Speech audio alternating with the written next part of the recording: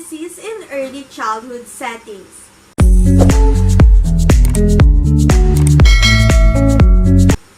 Hey guys! Welcome back to my channel. This is Megan Teacher Pauline, and today I will be discussing about health policies in early childhood settings. The FRESH framework, an inter-sectoral partnership to focus resources on effective school health, provides the context for effective health-related school policies. School policies promoting good health and non-discriminatory, safe and secure physical and psychosocial environment are most effective when supported by other reinforcing strategies such as provision of safe water and sanitation, skills-based health education, provision of health and other services, effective referral to external health service providers, and links with the community. School health policies can provide highly visible opportunities to demonstrate commitment to equity, non-discrimination, gender issues, and human rights, and be a positive model for the whole society. Policies are necessary for and can give a clear structure to a safe, protective, and inclusive school environment. Policies, when clearly communicated to the school population and the whole society, can give rules on how to behave and what is accepted or not in the school setting. Policies that are actively accepted and endorsed by the PTA and the community can be followed more effectively. In cases when policies are not followed, there will be a demand for change and stricter monitoring will be possible. School health and nutrition policies must be developed and supported by key stakeholders at all levels. At the national level, for example, this involves an agreed framework of responsibility, policies, and action between the key government ministries such as health and education ministries and other institutions and organizations with an input and responsibility for school health programming. At district and school levels, policies should be clearly understood, implemented, and supported by all those responsible for the education, health, and well-being of the children. Policies should cover a broad spectrum of areas critical for the health and development of school-age children. Examples given here include policies relating to sanitation in the school environment, sexual harassment and abuse of students, the role that teachers can play in delivering simple health services through schools, and the public-private partnerships for delivery of school and services. To be effective, school policies need resources for their implementation. This means that adequate resources must be made available at the national, regional, district, and local levels. Such resources include government financing, but may also include contributions from other donors such as NGOs. And ultimately, to ensure long-term sustainability of effective implementation of school health and nutrition policies, support from parents and the local community. Strong intersectoral cooperation is required to plan, implement, and monitor a sustainable school health program.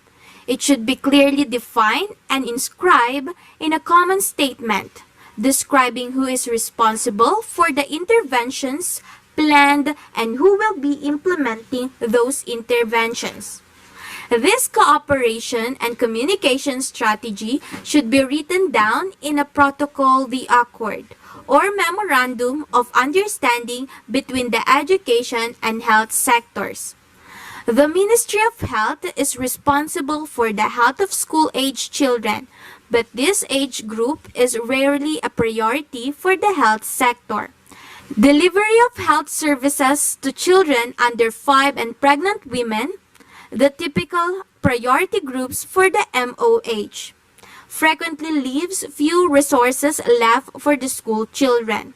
The education of school children is the priority of the Ministry of Education, and if improved learning and education achievement by improving health and nutrition is adopted, then it also becomes their priority to assure the health of the school-age child. Thus, the protocol the accord needs to make transparent the tasks to be shared between the two ministries. This is the first step towards a successful school health program. There is a need to develop a national sanitation policy and an implementation strategy in collaboration with all key stakeholders.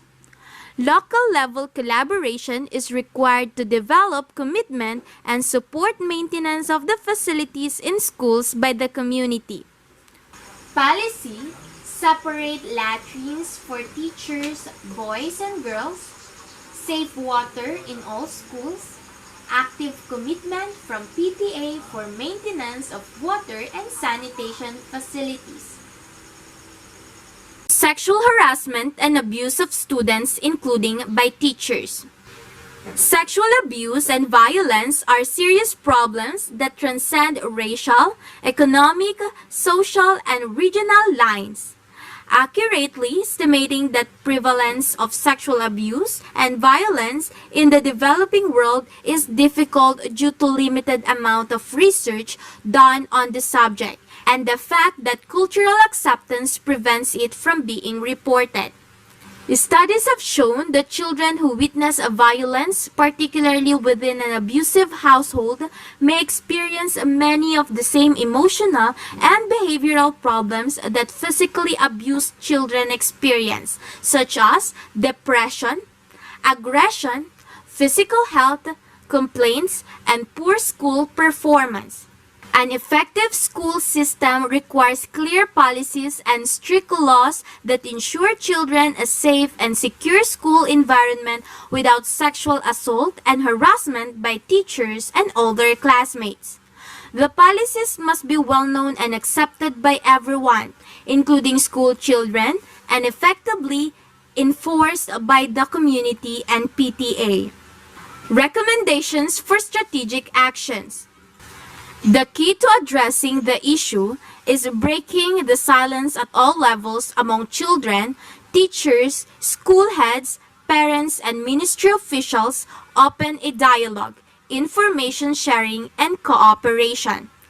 Teachers can create a more friendly and supportive environment, avoid verbal abuse, and act as positive role models for both boys and girls at all times. Teachers can also take the school's guidance and counseling lessons more seriously, make them more participatory, encourage children to speak about difficult issues, and using drama, drawings, and writings to include everyone. School management can change the school culture of violence by enforcing effective disciplinary measures against teachers and pupils who indulge in abusive behavior. Provide a forum for pupils to talk about issues of abuse in a non-threatening environment, possibly with individuals outside the school. School management can ensure that guidance and counseling is taught only by qualified trained teachers.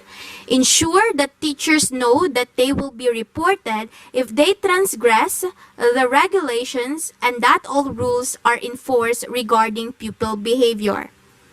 Ensure that parents know what the school regulations are and involve parents in the formulation of the school policy on teacher and pupil management. Work closely with parents and the community.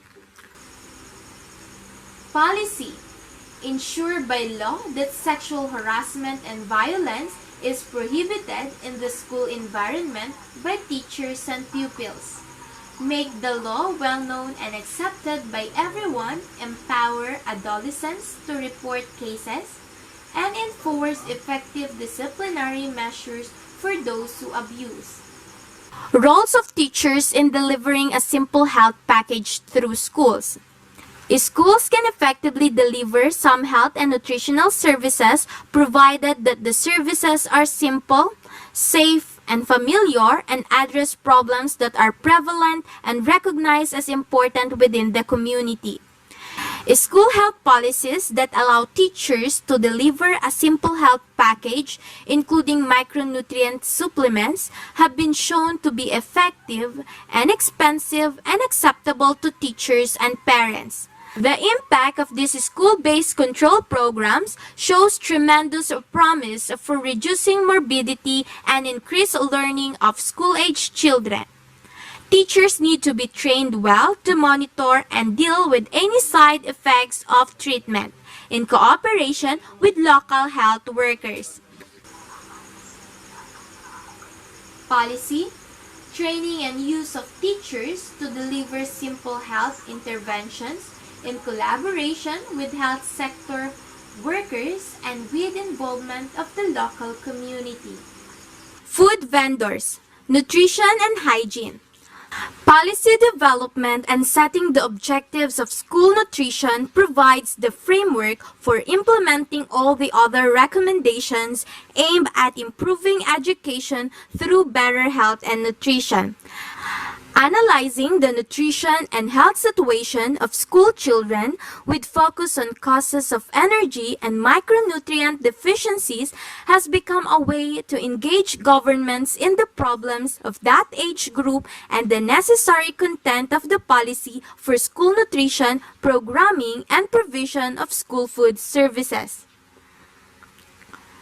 Many governments have given private enterprises the responsibility for preparing and delivering a ready-to-eat meal or snack.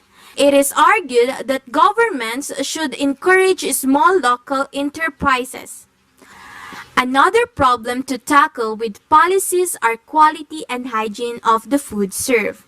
Governments need to regulate what is sold by commercial vendors and regulate the standards of sanitation.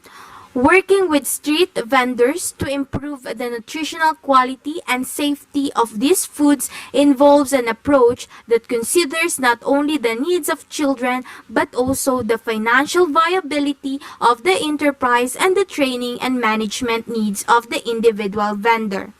It is suggested that the success of using this approach for school nutrition programming depends on involving all institutions which may affect the legitimacy of the economic activity, such as municipal and local government, ministries of education and health, and non-governmental organizations which represent vendors' interest.